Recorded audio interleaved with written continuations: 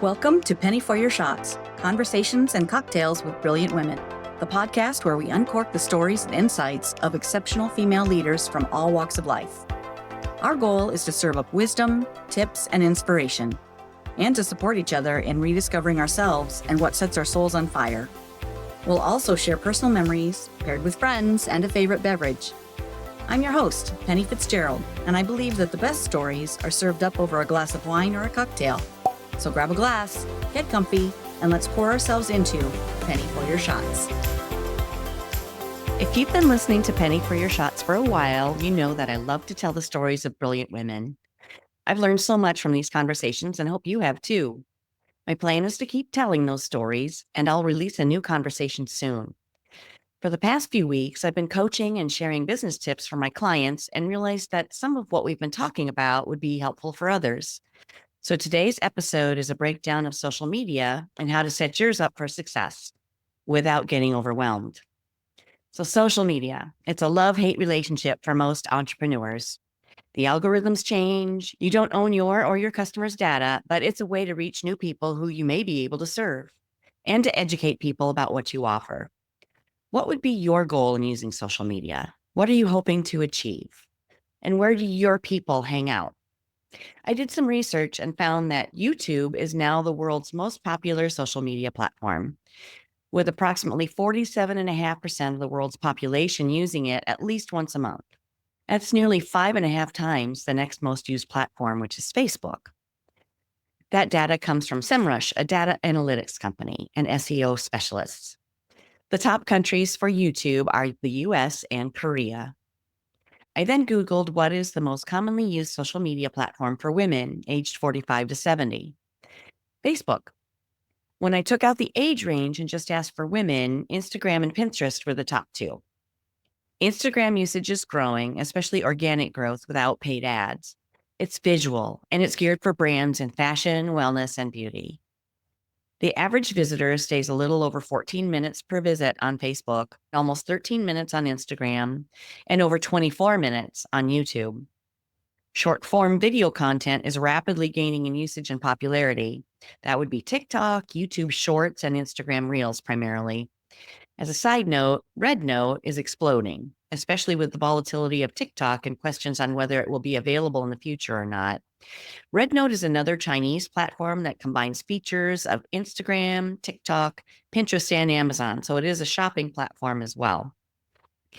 Instagram is a kind of a gatekeeper or a funnel that pushes people to other sites like Facebook, YouTube, and Linktree. So with the current environment, your main content can and should be on YouTube, and you drive people through your Instagram Reels to those. The suggested posting frequency online was for Instagram 4 to 5 times per week. For Facebook, it's 3 or 4 times per week. For LinkedIn, it's 2 to 3 times per week. And on YouTube, it's suggested to post once per week, and then shorts more often in between time can be very effective. Consistency is the key on all the platforms. It's way more important to keep a regular schedule, even if it's once per week. That's better than posting every day for 3 weeks and then missing several days and trying again. It's also about quality over quantity. For years, I struggled with whether to utilize my personal Facebook page for business or work on building a business page. What types of posts should I put out on each? And isn't that creating more work if I have both a personal and a business Facebook page? Then what about Facebook groups?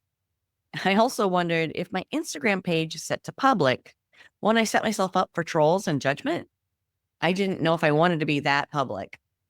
And if I use Instagram, what kind of account do I need? Can't I just use my personal Instagram page? Looking back, I realized those doubts and questions kept me stuck. Without knowing the answers, I didn't move forward. I stayed small. I did some things without much strategy. I wasn't comfortable, so I wasn't consistent. But action brought clarity. And the more I studied, the more I've grown. And above all, the more I've gained experience, the clearer it has become. And it's become easier not only to have more confidence in what posts need to be where, but also in getting brave enough to understand that I can't make a bigger impact and I can't move forward towards my purpose if I'm not willing to be seen. And I've learned some tools to make it easier to come up with posts and not create more work.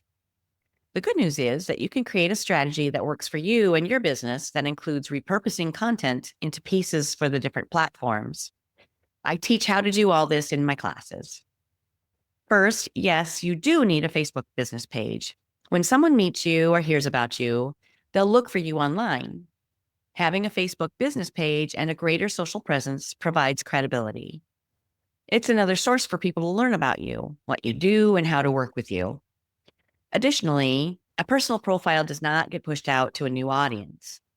You may be mentioned as people you may know or as a friend suggestion, but it's not the same as appealing to a specific audience as a business page.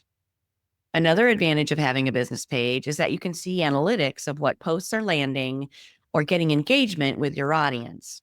What posts or types of posts are being seen? Who is engaging with your posts? Is it your connections or is it non-followers? Is it reels or is it going live? What is it specifically that is most important for your people? You want to build your audience. If you ever want to run ads, you cannot do that from a personal page. So having a business page gives you that option as well.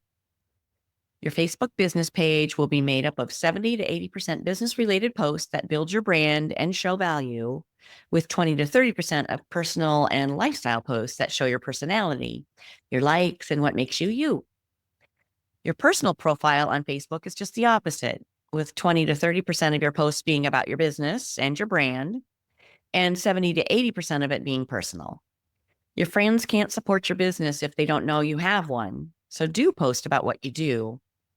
But they probably also don't want to be bombarded with only your business, so keep business posts to about 20 to 30%. Our friends are interested in what we do, but they don't necessarily want to see every piece of content about our business that our customers and those interested in our products and services are curious about. If you haven't set up your Facebook business profile or used it much yet or for a while, create a post for your personal page that lets your friends know that you're now posting info about your products and services on your business page.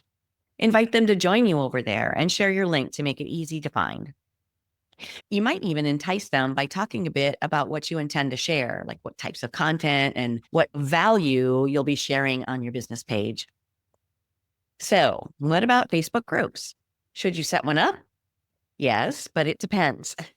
Your business page is where you'll introduce people to you and your business, where they can watch from a comfortable distance for themselves to see if you are their people, if what you offer is something they want or need.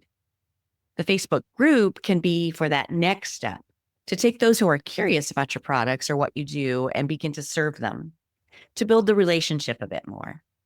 Think about that for a sec. When you first meet someone, do you want to jump right in the middle of a conversation with a group of people who are talking about something you've not had a chance to experience? Having a Facebook group for your business without a business page would be a little like asking potential customers to marry you before your first date. They need to get to know you a bit first. And if or when they join your group, you'll have an opportunity to get to know them and how you can better serve them. So what's your goal? Is it to treat VIPs to an elevated experience, to provide more value for them? Or is it to take those people who are curious on a deeper journey so they can begin to work with you? Or is it something else? Structure your group to serve your people's needs, and you can't go wrong. But just remember, the Facebook group does not take the place of a Facebook business page. Next, make sure your Instagram profile is set to business rather than personal or creator, because a personal profile doesn't get pushed out to new people the same as Facebook. Creator accounts are more for influencers and public figures and celebrities who aren't really selling products or services. Now, while everyone is selling something, the creator account is for pushing info out. So it's more of a one-way conversation rather than serving our community or building relationships. And like Facebook, you must have an Instagram business account if you choose to run ads. P.S. You can build your business and your audience without ads. Having business accounts just gives you that option. On LinkedIn, your content will be mostly business, with 80% of the business content being about your personal brand, your products or services, what makes you different, your expertise, your thought leadership, and your perspective about your business.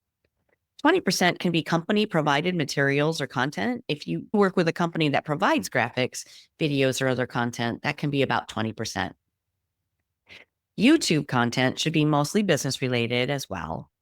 And some potential ideas for content might include like product demonstrations or tutorials, how you use the product or services, testimonials. You could even do an interview with customers, asking them how they use the product, what they've noticed, have they had a transformation, what using your products or services has done for them.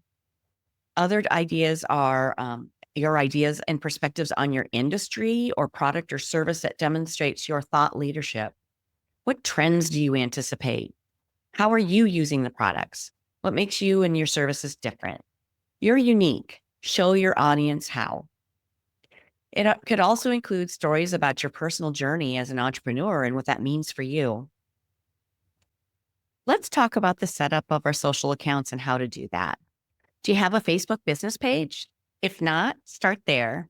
If you do, but haven't been using it or haven't posted in a while, no worries. We'll build up that content in our next steps. Do you have your Instagram page set to business? If not, do that next. In Instagram, go to your profile, business tools and controls, and then switch account types to a professional business account. Do you have your Instagram set up to cross post to your Facebook business page? If not, let's do that. Go to sharing and reuse and allow people to share. Then click on to share stories to Facebook. This will allow you and others to share your stories from Instagram to Facebook. On your phone, go to Instagram and click that, and then click your picture in the bottom right-hand corner. And then you'll see a hamburger menu up at the top. Click on that. And then you'll scroll down to cross posting. There it is. And you'll click on that. Then click share to Facebook. You'll want those to be on.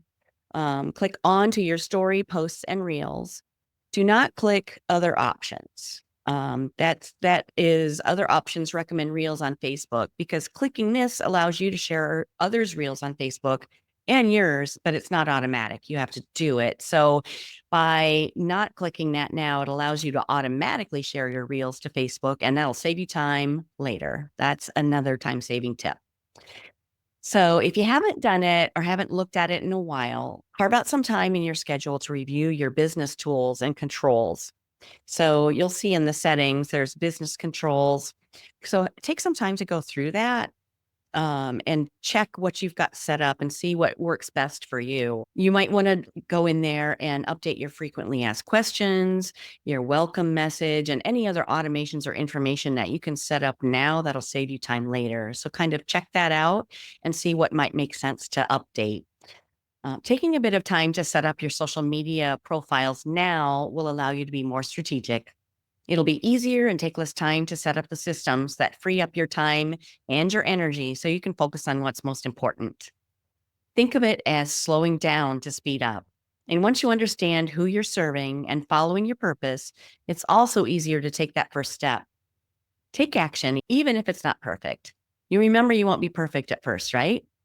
Give yourself some grace. It'll take some time to build. Consistency is the key.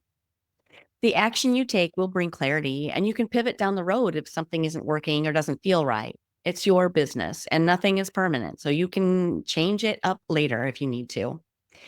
If you need help or want to take the next steps to set up the systems that will work for you, shoot me a message on social media or on my website. I'll put the links to more resources in the show notes. I believe in you and know that if I can do it, so can you. I'm here to support you if or when you need me. Talk to you soon. Cheers, friend. That's a wrap on another spirited episode of Penny for Your Shots, conversations and cocktails with brilliant women. I hope you've enjoyed the intoxicating blend of wisdom, wit, and wonder that these incredible women bring to the table. Check out the show notes for links to resources referenced in today's episode. And remember to subscribe and raise a glass with me every Thirsty Thursday as we continue to serve up inspiration, celebrate resilience, and reignite the passions that set our souls on fire. If you've loved what you've heard, please share the podcast far and wide and leave a sparkling 5-star review to let me know your thoughts. It would also help tremendously if you would visit pennyforyourshots.com and subscribe to learn when new episodes are available and pick up my free recipe. In the meantime, remember that your story deserves to be served and savored. Cheers to your brilliance and of women everywhere. Until next time, keep sipping and experiencing life's extraordinary moments. This is Penny for Your Shots, signing off with a clink and a toast to us. Cheers.